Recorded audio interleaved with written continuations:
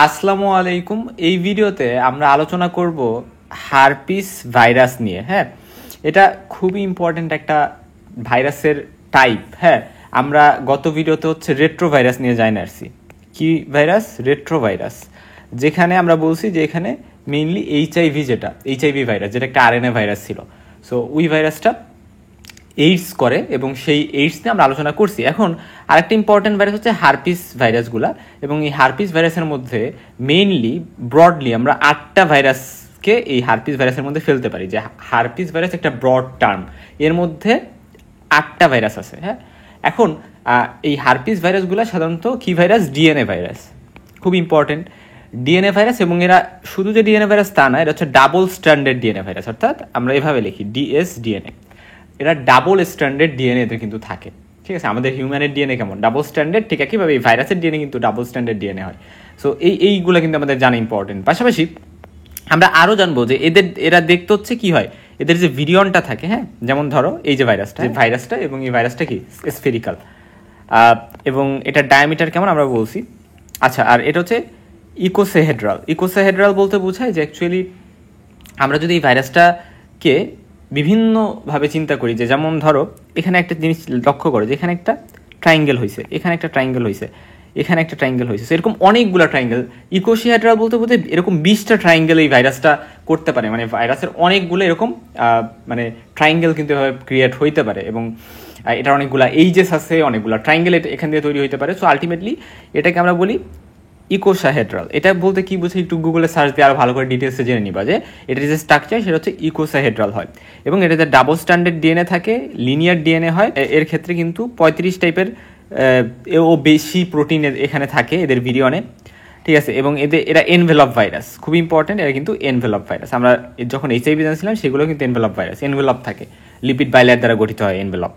এবং এনভেলপে কি থাকে? এনভেলপে হচ্ছে গ্লাইকোপ্রোটিনস থাকে, অর্থাৎ গ্লাইকোপ্রোটিনস যেগুলো। হ্যাঁ, আমরা এইচআইভির ক্ষেত্রে যেমন গ্লাইকোপ্রোটিন 41, গ্লাইকোপ্রোটিন 120 এগুলো নিয়ে জানছি, ঠিক একইভাবে এখানেও কিন্তু গ্লাইকোপ্রোটিন থাকবে, এবং এখানে রেপ্লিকেশনটা হয় নিউক্লিয়াসে। ঠিক আছে, সো রেপ্লিকেশনের জায়গাটা হচ্ছে নিউক্লিয়াস। এবং আমাদের আরও স্পেশাল কিছু জিনিস জানতে হবে, যে এখানে latent infection, herpes simplex virus নিয়ে যদি তোমার একটা মানে মানে 2টা ওয়ার্ড জানতে হয়, সেটা লেটেন্ট ইনফেকশন, এগুলো জানতেই হবে, এটা জানা মাস্ট, কারণ এটা একটা ইউনিক প্রপার্টি। এটা কিন্তু লেটেন্ট ইনফেকশন করতে পারে, অনেকদিন ধরে ভাইরাস বডিতে আসে, এবং পরবর্তীতে যা দেখাতে পারে অনেকদিন পরে ইনফেকশন করতে পারে। ঠিক আছে, এখন হচ্ছে মানে ধরো প্রাইমারি একটা ইনফেকশন করলো, ঠিক আছে, এটার যে ম্যানিফেস্টেশন সেটা প্রকাশ পাইলো, তারপরে কিছু ভাইরাস থাকে লুকায়া, এবং ওইগুলো অনেকদিন পরে যা কিন্তু লেটেন্ট ইনফেকশন করতে পারে। আচ্ছা, এই যে পারসিস্ট মানে থেকে যায় ইনডিফিনাইটলি, মানে ইনফেক্টেড যে হোস্ট, যে মানুষটাকে ইনফেক্ট করলো, ওই মানুষটার বডিতে কিন্তু অনেক দিন ধরে ইনডিফিনেটলি, কোনো ডেফিনেট পিরিয়ড না, ইনডিফিনেটলি অনেক দিন ধরে থেকে যাচ্ছে, এবং এরা কিন্তু পরবর্তীতে মানে রিঅ্যাক্টিভেটেড হইতে পারে। মানে যারা ইমিউনো সাপ্রেসড, স্পেশালি যাদের বডির ইমিউন সিস্টেম দুর্বল, বডির মানে বিভিন্ন মাইক্রো অর্গানিজম বা বিভিন্ন কিছু বডিতে যখন আক্রমণ করে বিভিন্ন সাবস্টেন্স, তখন সেগুলোকে কমব্যাট করা বা ঠেকানোর ক্ষমতা খুবই কম, তাদেরকে আমরা বলি ইমিউনো সাপ্রেসড।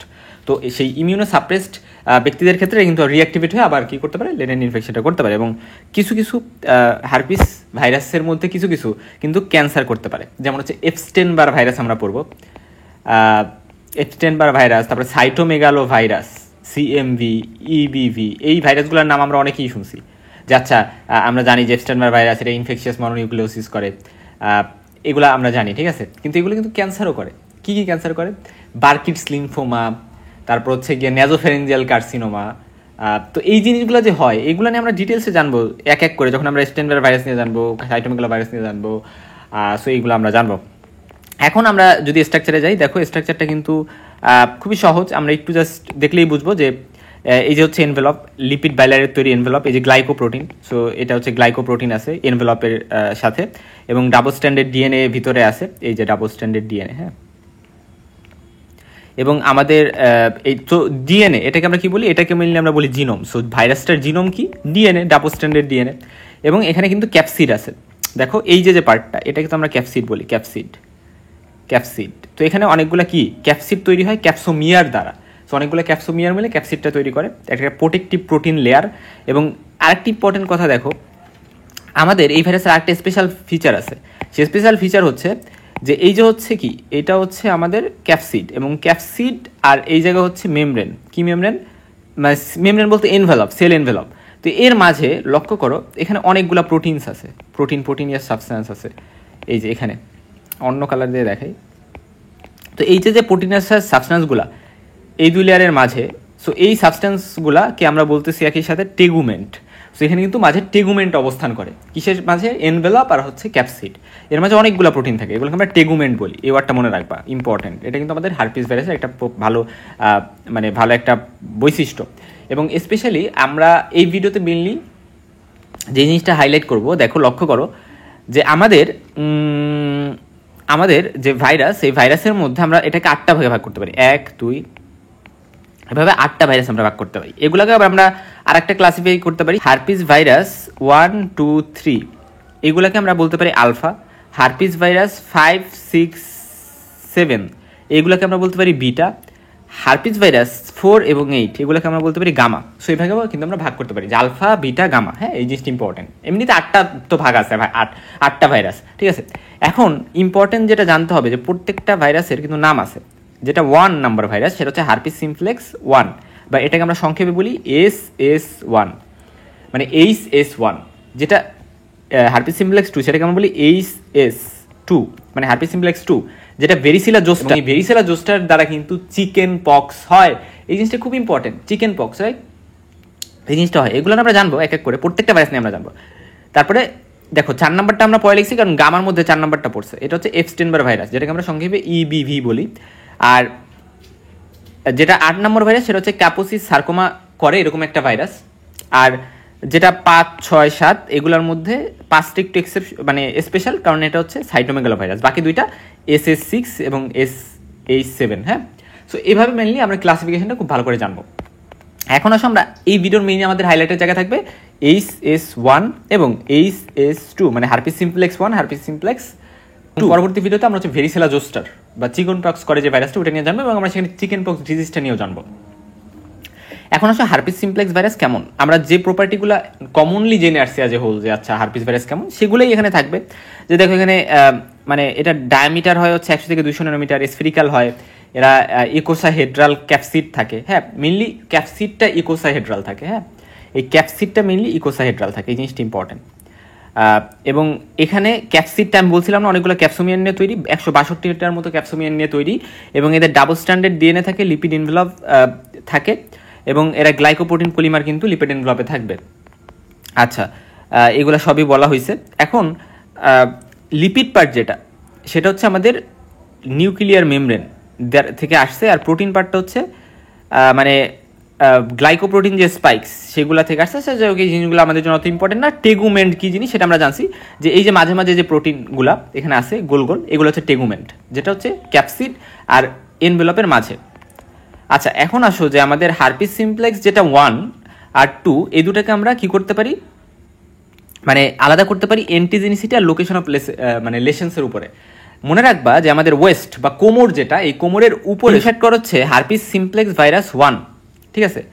শান্ত অ্যাডাল্টদের ক্ষেত্রে এটা বেশি এই ভাইরাসটা দ্বারা ইনফেকশন হয়, এবং এটা কি কি করতে পারে? Acute gingivo stomatitis. আচ্ছা, জিনজিভো মানে হচ্ছে আমাদের যে গাম আছে, ওই গামকে ইনফেকশন করছে। আর স্টোমাটাইটিস মানে হচ্ছে অ্যাকচুয়ালি আমাদের এই যে অ্যাঙ্গেল অফ দ্য মাউথ আছে, এই যে এইটা এই জায়গা দিয়ে হচ্ছে ইনফেকশন হয়। সো এখান দিয়ে ইনফেকশন প্লাস গাম ইনফেকশন, এগুলোকে আমরা একসাথে বলতেছি অ্যাকিউট জিনজিভো স্টোমাটাইটিস। এবং আমাদের এই যে কোমর, এই কোমরের উপরের পার্টটা, এই পুরো পার্টটাতে কিন্তু সাধারণত একটা রুল, যে এটা হচ্ছে হার্পিস সিমপ্লেক্স ভাইরাস যেটা 1, এটাই হচ্ছে এইগুলোকে ইনফেক্ট করবে। পাশাপাশি ফ্যারিঙ্গোটনসিলাইটিস, তারপরে ল্যাভিয়ালিস বা কোল্ড সোর্স যাকে আমরা বলতেছি, হার্পিস ল্যাভিয়ালিস, অর্থাৎ আমার ঠোঁটকে ইনভলভ করবে। তারপরে ক্যারাটো কনজাংটিভাইটিস বা ক্যারাটাইটিস আমরা বলি, আমাদের যে আয়ের কনজাংটিভা থাকে সেখানে এখানে ইনফেকশন করবে। এনকেফালাইটিস আমাদের ব্রেনকে ইনফেক্ট করতে পারে।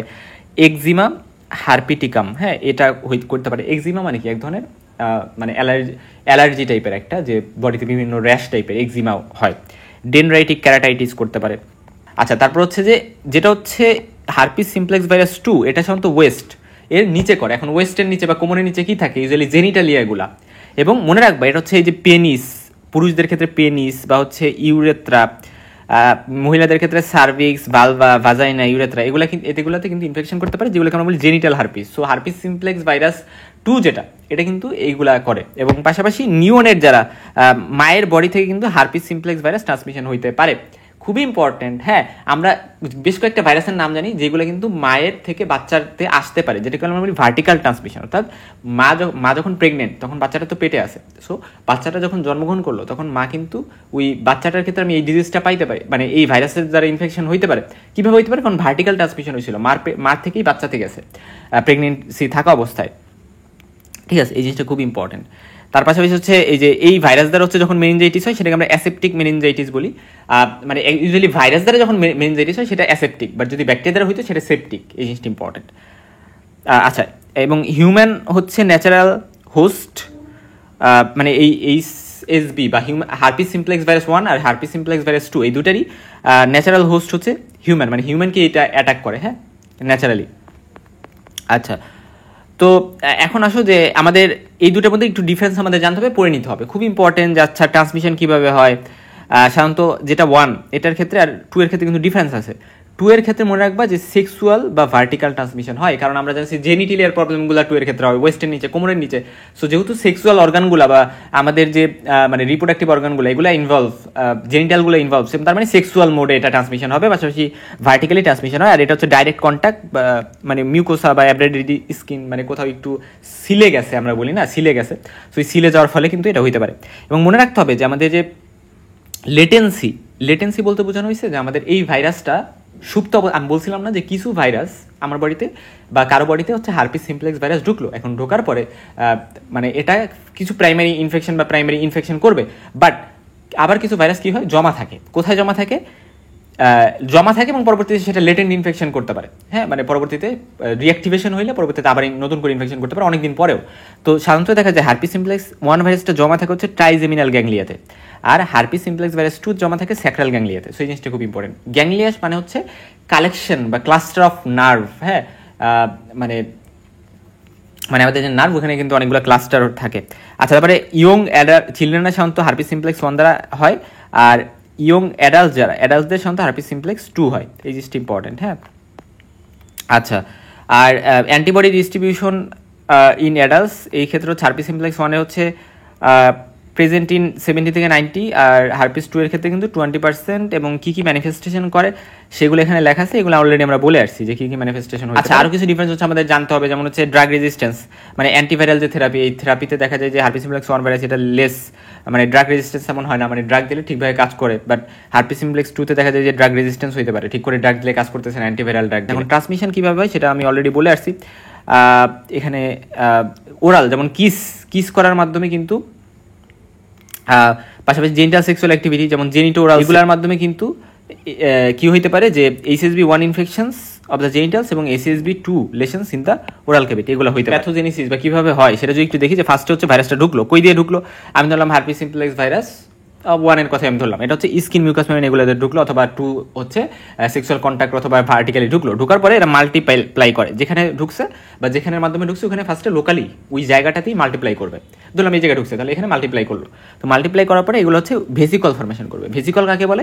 স্কিনের উপরে এরকম মানে আমরা অনেক সময় দেখি না যে এরকম ফুলে গেছে, আমরা ভেসিকল ফর্মেশনের পরে ভাইরাসটা কী করবে, ওই ভেসিকল থেকে পরবর্তীতে এরা লিম্ফ নোডসে চলে যায়। লিম্ফ নোডে যখন গেছে তখন কী করছে লিম্ফাডিনাইটিস, অর্থাৎ ওইখানে ইনফেকশন যেহেতু গেছে তার মানে ওইখানে কী হয়েছে, ওইখানে একটা ইনফ্লামেশন হয়েছে। তার পরবর্তীতে এরা আলসারেট করবে এবং মানে একটা স্ক্যার বা একটা মার্ক, একটা দাগ রেখে যাবে, যে এই জায়গায় ধরলাম ভেসিকল ফর্মেশন করছিল, ঠিক আছে। তো ভেসিকল ফর্মেশন করছিল, এখন এখানে সেরে যাবে, এই জায়গায় ইনফেকশন করছিল, এবং আমরা জানছি যে এখানে স্কিনেও কিন্তু ভালো ইনফেকশন করে হার্পিস সিমপ্লেক্স ভাইরাস। তো এখানে ভেসিকল ফর্মেশন করলো এবং এখানে হচ্ছে তাহলে কি হবে, সেরে যাবে এবং এখানে একটা স্ক্যার বা একটা দাগ রেখে যাবে। কিন্তু এটা হচ্ছে প্রাইমারি ইনফেকশন করলো, এভাবে ইনফেকশন করে। কিন্তু এই ভাইরাসের একটা স্পেশাল প্রপার্টি কি, এই যে মাল্টিপ্লাই লোকালি, এটার পরে কি করে, কিছু ভাইরাস এরা হচ্ছে সেন্সরি রুট গ্যাংলিয়ায় চলে যেতে পারে, আমাদের যে স্পাইনাল কর্ড ওখানে চলে যেতে পারে, এবং ট্রাইজেমিনাল যে গ্যাংলিয়া সেখানে হচ্ছে হার্পিস সিমপ্লেক্স ভাইরাস 1 আর স্যাক্রাল গ্যাংলিয়াতে হার্পিস সিমপ্লেক্স ভাইরাস 2 এগুলো জমে থাকে। এবং পরবর্তীতে হারপিস ভাইরাস কী করে, ডিএনএগুলা কী করে, আমাদের যে হোস্ট সেল জিনোম বা হোস্ট সেলের যে ডিএনএ, আমাদের হোস্ট সেলের ডিএনএ বলতে যে পার্সেন্টের বডিতে ওই ভাইরাসটা ঢোকে ডিএনএর সাথে ইন্টিগ্রেট করে, এবং এটা হচ্ছে লেটেন্ট অবস্থায় থাকে, লেটেন্ট অবস্থায় জমা থাকে। এখন ইম্পর্টেন্ট কথা হচ্ছে যে আমাদের বিভিন্ন স্টিমুলাস, যেমন হচ্ছে কোল্ড, অনেক ঠান্ডা, fever, pneumonia, surgery, stress, Sunlight, এরকম বিভিন্ন কিছুর এক্সপোজার, এগুলার কথা মনে রাখতে হবে, এগুলার কয়েকটা বলতেই পারতে হবে, যে কোল্ড, ফিভার, মানে অনেক বেশি ঠান্ডা, অনেক বেশি গরম, বা নিউমোনিয়া হয়েছে, অথবা সার্জারি হয়েছে, স্ট্রেস হয়েছে, অথবা অনেক বেশি সানলাইটের এক্সপোজার আসছে, এরকম বিভিন্ন কারণে কি হতে পারে যে লেটেন্ট যে ভাইরাসটা জমা ছিল সেটা কি হয়েছে, সেটা রিঅ্যাক্টিভেট হয়েছে। আর সেটা যদি রিঅ্যাক্টিভেট হয় সেটা আবার কি করবে, আবার হচ্ছে কিন্তু এরা ইনফেকশন করবে, হারপিস সিমপ্লেক্স ভাইরাসের যে ইনফেকশনগুলো এগুলো করবে। এইচএসবি মানে হারপিস সিমপ্লেক্স 2 যেটা, এটা জেনিটাল বিভিন্ন ইনফেকশন করবে, আর এইচএসবি 1 যেটা, এটা হচ্ছে কি করবে, এটা কিন্তু আমাদের বিভিন্ন ইনফেকশন করবে। কী কী ইনফেকশন করবে আমরা অলরেডি দেখে আসছি। আচ্ছা, এখন ক্লিনিক্যাল ফিচার্স এর মধ্যে যদি আসো, যে এই কয়টা সিস্টেমকে মোটামুটি ভালোই এফেক্ট করে হারপিস সিমপ্লেক্স ভাইরাসগুলো। আমি যদি কিউটিনিয়াস ইনফেকশনের কথা বলি, এরা কি করে, এরা হচ্ছে অ্যাব্রেডেড স্কিন এর মাধ্যমে ঢোকে হচ্ছে গিয়ে এরা ফেস, বাটাক্স এইগুলাতে কি করতে পারে, বিভিন্ন র্যাশ করতে পারে, বা ব্লিস্টার করতে পারে। ফেব্রাইল ব্লিস্টার বলতে জ্বর আছে, সাথে ব্লিস্টার আছে। আচ্ছা, তার পাশাপাশি এখানে হারপেটিক হুইটলো করতে পারে, স্পেশালি যারা ডক্টরস, ডেন্টিস্ট, নার্সেস, এদের ফিঙ্গার্সে। তারপরে হারপিস গ্লাডিটোরিয়াম হইতে পারে, যেমন হচ্ছে লেশন হইতে পারে কোথায়, যারা রেসলার্স, রাগবি, তাদের বডিতে এটা হইতে পারে। তারপরে একজিমা হারপিটিকাম, এটা হচ্ছে সাধারণত 1 দ্বারা হয়। কোনিক একজিমা যারা পেশেন্ট তাদের ক্ষেত্রে হইতে পারে। একজিমা আমি বলছি যে বডিতে কিন্তু দাগ থাকবে। দেখো এই যে এইগুলো হচ্ছে ভ্যাসিকল, এগুলো হচ্ছে বিভিন্ন ভ্যাসিকল। দেখো এই যে আঙ্গুলে, মুখে কিন্তু এগুলো হয়েছে, এই জিনিসটা খুব ইম্পর্টেন্ট। এখন মিউকোজাল লেশন হইতে পারে, আমরা এতক্ষণ যেটা জানছি সেটা হচ্ছে কিউটিনাস, মানে স্কিনের উপরে হয়েছে। এখন মিউকোজাল লেশন হইতে পারে, যেমন হচ্ছে ওরাল ক্যাভিটির মধ্যে বা ফেসিয়ালি, মানে এসএসবি ইনফেকশনগুলো হইতে পারে, ঠিক আছে। এগুলো কিন্তু খুবই কমন, ওরাল ক্যাভিটি এবং ফেসিয়াল বা মুখের রিজনটাতে। বাক্কাল মিউকোসাতে সব থেকে বেশি কম এফেক্ট করে। সো বাক্কাল মিউকোসাতে কিন্তু এরা, যেমন হচ্ছে জিনজিভো স্টোমাটাইটিস, তারপরে ফ্যারিনজাইটিস, এগুলো কিন্তু এটা দ্বারা হইতে পারে। এবং হারপিস ল্যাবিয়ালিস, এটা হচ্ছে লিপসের কাছে কিন্তু অনেক বেশি মানে ভ্যাসিকল ফর্মেশন হয় এবং এটা পেইনফুল থাকে। হ্যাঁ, আদার লেশন করতে পারে, যেমন আলসারেটিভ স্টোমাটাইটিস মানে অ্যাঙ্গেল অফ দ্য মাউথে ইনফেকশন, এবং টনসিলাইটিস, টনসিল থাকে, আমরা জানি ডিপ প্যালাটাইন টনসিল, বা এখান থেকে কিন্তু মানে মুখের মধ্যে এরা ইনফ্লামেশন বা ইনফেকশন করতে পারে। তারপরে আইলিডস যেটা, এই আইলিডসের এখানে করতে পারে, ভেসিকল ফর্মেশন করে মেইনলি এরা। এবং পাশাপাশি মেনি কেসে দেখা যায় এরা অ্যাসিমটোমেটিক থাকতে পারে, এবং এরা সেকেন্ড ইয়ার ব্যাকটেরিয়াল ইনফেকশনও কিন্তু করতে পারে, ঠিক আছে। মানে এদের কারণে অন্য ব্যাকটেরিয়াল ইনফেকশন হচ্ছে। এবং অপথ্যালমিক বা চোখেরা কি করতে পারে, এটা হচ্ছে ক্যারাটোকনজাংটিভাইটিস করতে পারে। পাশাপাশি এরা কর্নিয়াল আলসার করতে পারে, ব্লাইন্ডনেসও করতে পারে, ঠিক আছে, খুব ইম্পর্টেন্ট। তাহলে চিন্তা করো যে কোথায় ইনফেক্ট করতেছে। এই যে ফেস, তারপর হচ্ছে গিয়ে আমাদের ওরাল ক্যাভিটির মধ্যে আমরা টনসিল জানছি, আমরা গাম জানছি, তারপরে এই অ্যাঙ্গেল অফ দ্য মাউথ, তারপরে আমরা কি জানলাম যে এই চোখ, এইখান দিয়েই কিন্তু অনেক কিছু করে ফেলতেছে। তারপর হচ্ছে ডেনড্রাইটিক ক্যারাটাইটিস, তারপর হচ্ছে follicular conjunctivitis with vesicle formation on lids, আইলিডসে করতে পারে। তারপর হচ্ছে নেক্রোটাইজিং রেটিনাইটিসও করতে পারে, রেটিনার ইনফ্লামেশন। হ্যাঁ, রেটিনা আমরা জানি এটা কি, এটা হচ্ছে নার্ভাস লেয়ার অফ আমাদের আই বল। এবং তারপর হচ্ছে কোরিও রেটিনাইটিস। হ্যাঁ, সো অনেক টাইপের অপথ্যালমিক লেশন করতে পারে, এটা আমরা জাস্ট একটু জানলাম যে চোখে এরা কিন্তু করতে পারে। আবার নার্ভাস সিস্টেম, সো আমরা সব কিছু এই রিজনটুকু নিয়েই আসি, রাইট। ব্রেইন এখন হচ্ছে নার্ভাস সিস্টেমকে এফেক্ট করছে, তো এরা কি করতে পারে, এনকেফেলাইটিস করতে পারে। তবে এটা রেয়ার, তবে মেনিনজাইটিস কিন্তু এরা করতে পারে, অ্যাসেপ্টিক মেনিনজাইটিস যেটাকে আমরা বলতেছি। এবং পাশাপাশি ট্রান্সভার্স মায়ালাইটিস করতে পারে, এটাও রেয়ার। স্যাক্রাল অটোনমিক ডিসফাংশন বা গুলিয়ান বেরি সিনড্রোম, হ্যাঁ এটাও রেয়ার, বাট এটা কিন্তু করতে পারে। হ্যাঁ, এটা একটা ইম্পর্টেন্ট কথা। গালিয়ান বেরি সিনড্রোম, এটা নিয়ে আমরা হচ্ছে গিয়ে পরবর্তীতে জানবো, এটা অনেকবার তোমরা পাবা। এটা একটা মানে নিউরোলজিক্যাল ডিজিজ, ঠিক আছে, খুব ইম্পর্টেন্ট। আচ্ছা, তারপর হচ্ছে বেলস পালসি, এটা জানি ফেশিয়াল নার্ভের কারণে, মানে ফেশিয়াল নার্ভের প্রবলেমের কারণে হতে পারে, কিন্তু এটাও কিন্তু হারপিস সিমপ্লেক্স ভাইরাস হতে পারে, বাট এটাও রেয়ার। সো নার্ভাস ম্যানিফেস্টের মধ্যে মেনলি মেরিনজাইটিস, এটা কমন হইতে পারে। পাশাপাশি ভিসেরাল, অর্থাৎ বিভিন্ন অর্গানকে এফেক্ট করে, ভিসেরাকে এফেক্ট করে এরা কী করতে পারে, যেমন ইসোফেগাসকে ইনফ্লামেশন করতে পারে, ইসোফেগাইটিস করতে পারে। তারপরে ট্রাকিও ব্রঙ্কাইটিস করতে পারে, অর্থাৎ ট্রাকিয়া এবং ব্রঙ্কাস যেগুলো সেগুলোকে ইনফেক্ট করবে। নিউমোনাইটিস করতে পারে। হেপাটাইটিস, এটা আনকমন যদিও, লিভারে তেমন একটা করে না। পাশাপাশি এটা কিন্তু বিভিন্ন জায়গায় ডিসিমিনেটেড বা ছড়াই যাইতে পারে। জেনিটাল হার্পিস এতক্ষণ আমরা যেগুলো নিয়ে পড়লাম এগুলোর মধ্যে ওইগুলো ছিল HSV1 বা হার্পিস সিমপ্লেক্স ভাইরাস 1 দ্বারা। এখন আছে হার্পিস সিমপ্লেক্স ভাইরাস 2 দ্বারা। এটা মানে মেইলে পেনিসে কী করবে, ইউরেথ্রাতে কী করবে, রিলেশন করবে। তো ফিমেলে সার্ভিক্স, ভ্যাজাইনা, ভালভা, পেরিনিয়াম এই সকল জায়গায় করবে। পাশাপাশি ইঙ্গুইনাল লিম্ফ্যাডেনোপ্যাথি কিন্তু করবে এরা মেল ফিমেল উভয়ের ক্ষেত্রে। আর হোমোসেক্সুয়ালসে যারা মানে দেখা যায় মেল সেক্স করে অথবা ফিমেল সেক্স করে তাদের ক্ষেত্রে রেকটাল বা পেরিনিয়াল রিজনে কিন্তু লেশন তৈরি হতে পারে। যেমন দেখো এখানে দেখানো হয়েছে, ঠিক আছে, এখানে কিন্তু দেখানো হয়েছে যে বিভিন্ন জেনিটেলিয়াতে কীভাবে এই যে ভেসিকল ফর্মেশন হচ্ছে, এই যে এরকম ইনফেকশন হচ্ছে। তারপরে কনজেনিটাল বা নিওনেটাল হার্পিস এটার ক্ষেত্রে দেখা যেতে পারে যে এটা রেয়ার হয়। আই, মাউথ, স্কিন এগুলাতেই মেইনলি এফেক্ট করে এবং বেবির এগুলো সবসময় সিমটোমেটিক হয়। তারা প্রেজেন্ট করে তারা স্কিন, আই, মাউথ এই সকল জায়গায় মেইনলি এই সকল ভেসিকল ফর্মেশন থাকে বা এই ইনফেকশনগুলো থাকে। তাই বাচ্চাদের ক্ষেত্রে এনকেফালাইটিসও করতে পারে, মানে ব্রেইনের যে প্যারেনকাইমা সেটাতে ইনফেকশন হলে আমরা এনকেফালাইটিস বলি, বা এটাকে এনসেফালাইটিসও বলে। হ্যাঁ, এনসেফালাইটিস দুইটাই কারেক্ট। তারপরে ডিসিমিনেটেড বিভিন্ন জায়গায় ছড়াই যেতে পারে, যেমন মাল্টিপল অর্গান, যেমন হচ্ছে সিএনএসকেও কিন্তু এফেক্ট করতে পারে, ঠিক আছে। এবং নিওনেট এদের কিন্তু ভিসারাল ইনফেকশন হওয়ার, বিভিন্ন ভিসাতে ইনফেকশন হওয়ার চান্স অনেক বেশি, যেহেতু ডিসিমিনেটেড ইনফেকশন করতে পারে।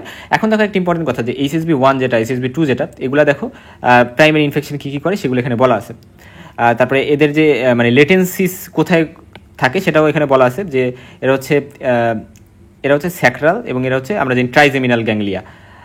পাশাপাশি এদের রিকারেন্ট ইনফেকশন কি হতে পারে, রিকারেন্ট ইনফেকশন হার্পিস ল্যাবিয়ালিস, এনকেফালাইটিস এগুলো হতে পারে। তারপরে হার্পিস জেনিটালিস অর্থাৎ জেনিটালকে ইনফেক্ট করে বিভিন্ন ইনফেকশন করতে পারে। তারপরে রুট অফ ট্রান্সমিশন হচ্ছে respiratory secretion, saliva, direct contact এগুলোর মাধ্যমে।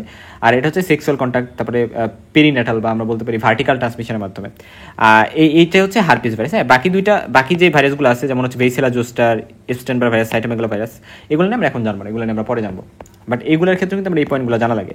আচ্ছা, এখন আমরা কীভাবে ডায়াগনোসিস করবো হার্পিস ভাইরাস ডায়াগনোসিসের ক্ষেত্রে মনে রাখবো যে অ্যাকচুয়ালি এখানে ইম্পর্টেন্ট কথা হচ্ছে ল্যাবরেটরি ডায়াগনোসিসের ক্ষেত্রে আমরা পলিমারেজ চেইন রিঅ্যাকশন করতে পারি। এটা হচ্ছে পলিমারেজ চেইন রিঅ্যাকশন হচ্ছে মলিকিউলার ডায়াগনোসিস, আমরা বলি যে মলিকিউলার পদ্ধতিতে আমরা ডায়াগনোসিস করতেছি। তো এটার মাধ্যমে হচ্ছে আমরা ডায়াগনোসিস করতে পারি পিসিআর এর মাধ্যমে। কী স্পেসিমেন আমরা নিই এটা কিন্তু জানতে হবে, যে আচ্ছা যেই ভেসিকলটা হয়েছে ওই ভেসিকল থেকে ফ্লুইড আমরা নিব, বা স্কিন সোয়াব নিতে পারি, স্যালাইভা নিতে পারি, স্যালাইভা বা স্পোটাম যেটাকে আমরা বলি, কর্নিয়ার স্ক্র্যাপিং, মানে কর্নিয়া থেকে আমি স্ক্র্যাপিং নিব, কর্নিয়ার ওইখান থেকে আমরা সেল বা টিস্যু নিব। তারপর হচ্ছে ব্রেন বায়োপসি, ব্রেন কেটে টিস্যু কেটে সেখান থেকে আমরা সেটাকে বায়োপসি করতেছি। সিএসএফ বা সেরেব্রোস্পাইনাল ফ্লুইড আমরা নিতে পারি। সো এই জিনিসগুলো ইম্পর্টেন্ট। তার পাশাপাশি দেখো আরও ইম্পর্টেন্ট কথা দেখো, যদি হচ্ছে টোডুলিন ব্লু, এটা মানে ডাইরেক্ট এক্সামিনেশন অফ স্মেয়ার, আমরা যদি স্মেয়ার তৈরি করি এবং সেখানে এই স্টেনটা ইউজ করি, তাহলে দেখা যাবে আমরা মাল্টি নিউক্লিয়েটেড মানে টিজাং স্মেয়ার যদি আমরা তৈরি করি, তাহলে সেখানে দেখবো আমরা মাল্টি নিউক্লিয়েটেড জায়ান্ট সেল পাওয়া যাচ্ছে। হ্যাঁ, এই যে জায়ান্ট সেল পাওয়া যাবে, মাল্টি নিউক্লিয়েটেড জায়ান্ট সেল, অনেকগুলো নিউক্লিয়াস থাকবে এই সেলের মধ্যে, সেলের মধ্যে। এবং পাশাপাশি এটা হচ্ছে গ্রাউন্ড গ্লাস ক্রোমাটিন একটা অ্যাপিয়ারেন্স থাকে, এবং এটা কিন্তু পজিটিভ হয় কিসের ক্ষেত্রে, এই হার্পিস ভাইরাসের ক্ষেত্রে। পাশাপাশি আমরা যদি জিমসে স্টেইন করি, তাহলে স্টেইন করলে আমরা হচ্ছে Cowdry type intranuclear inclusion bodies আমরা পাবো। সো এই কথাগুলো আমরা যদি একটু মনে রাখি তাহলে হচ্ছে আমাদের পরীক্ষা ডেলিভার করতে সহজ। এখানে কি যে সাম HSV2 অর্থাৎ হার্পিস ভাইরাস 2 এর কিছু স্ট্রেইন কিন্তু সিনসাইটিয়াম ফর্মেশন করতে পারে, এই জিনিসগুলো আমরা এখানে দেখলাম।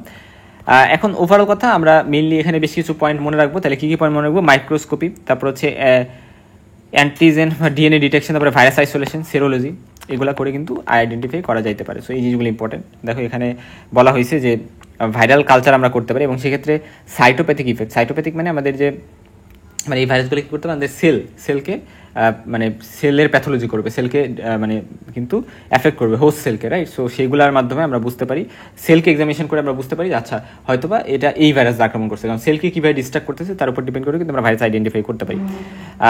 ঠিক আছে, তারপর হচ্ছে ফ্লুরোসেন্ট অ্যান্টিবডি একটা টার্ম আছে, যে fluorescent antibody staining of the infected cell, এটার মধ্যে আমরা আইডেন্টিফাই করতে পারি। হ্যাঁ, সাইটোপ্যাথিক ইফেক্টটা যেমন এখানে আমি বলছিলাম, এই যে ফ্লুরোসেন্ট অ্যান্টিবডি টেস্ট, এটা সাধারণত ব্রেইনের ক্ষেত্রে মেইনলি করা হয়।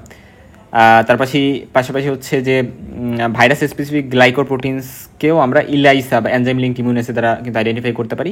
এবং HSV1কে আমরা HSV2 থেকে যদি ডিফারেন্সিয়েট করতে চাই, তাহলে সেটা আমরা কী করতে পারি, সেটা কীভাবে করতে পারি, আমরা মনোক্লোনাল অ্যান্টিবডি মাধ্যমে সেটা করতে পারি। এখন আসো যে আমরা চলে যাবো কেমোথেরাপি বা ট্রিটমেন্টে আমরা মনে রাখবো অ্যাসাইক্লোভির। এই কথাটা জাস্ট মনে রাখো যে আমাদের এটা দ্বারা আমরা ট্রিটমেন্টটা দিই অ্যাসাইক্লোভির। এটা একটা অ্যান্টিভাইরাল ড্রাগ। এবং পাশাপাশি আমাদের আরও ড্রাগ আছে, যেমন সাইক্লোভির বা ফেমিসাইক্লোভির, বাট মেইনলি আমরা অ্যাসাইক্লোভিরটা মনে রাখবো, এটা ইম্পর্টেন্ট। এবং মেইনলি এই যে হচ্ছে ফেমিসাইক্লোভির বা ফেমিসাইক্লোভির, এগুলো হচ্ছে জেনিটাল হার্পিসের ক্ষেত্রে আমরা ইউজ করি, আবার যাতে রিকারেন্স না হয়, লেটেন্সি থেকে আবার রিএক্টিভেশন সহজে না হতে পারে, এই জন্য আমরা এইগুলো ইউজ করি। আর অ্যাসাইক্লোভির এটা হচ্ছে ট্রিটমেন্ট অফ চয়েস, মানে এটা কমনলি দেওয়া হয়, মানে কিছু হয়েছে মানে এটা দেওয়া হওয়ার একটা চান্স থাকে। আচ্ছা, পাশাপাশি ফোসকার্নেট, এগুলো সব অ্যান্টিভাইরাল ড্রাগ। আচ্ছা, এখন প্রিভেনশন আমরা কীভাবে আমরা কীভাবে এটা প্রিভেনশন করতে পারি? অ্যাকচুয়ালি ভেসিকুলার লেশন বা আলসার যেখানে হয়েছে বা যাদের হয়েছে তাদের সাথে কন্ট্যাক্ট অ্যাভয়েড করতে হবে, এবং ওরাল সেক্সকে প্রশ্রয় দেওয়া যাবে না। ওরাল সেক্স, মুখ দিয়ে সেক্স করার যে বিষয়টা, এটা কিন্তু অ্যাভয়েড করতে হবে, কারণ যেটা হচ্ছে আমাদের মানে হার্পিস সিমপ্লেক্স 2, এটা দ্বারা কিন্তু বিভিন্ন সেক্সুয়াল ডিজিজ কিন্তু হইতে পারে, এবং কন্ডোম ইউজ করা উচিত জেনিটাল হার্পিস প্রিভেন্ট করতে। সিজারিয়ান সেকশন রেকমেন্ডেড সে সকল ওমানদের যাদের হচ্ছে মানে জেনিটাল হার্পিস পাওয়া গেছে অথবা তারা বাচ্চাদেরকে ট্রান্সমিট করার একটা চান্স থাকে, সো তাদের ক্ষেত্রে সিজারিয়ান সেকশন করা বেটার। এবং অ্যান্টিভাইরাল ড্রাগস অবশ্যই দিয়ে ট্রিটমেন্ট করার মাধ্যমেও আসলে কিছুটা প্রিভেনশন পাওয়া যাইতে পারে। মানে যদি সাসপেক্ট করি যে আচ্ছা তার হওয়ার চান্স আছে, তাহলে প্রিভেনশনের জন্য অ্যান্টিভাইরাল ড্রাগস নেওয়া যাইতে পারে।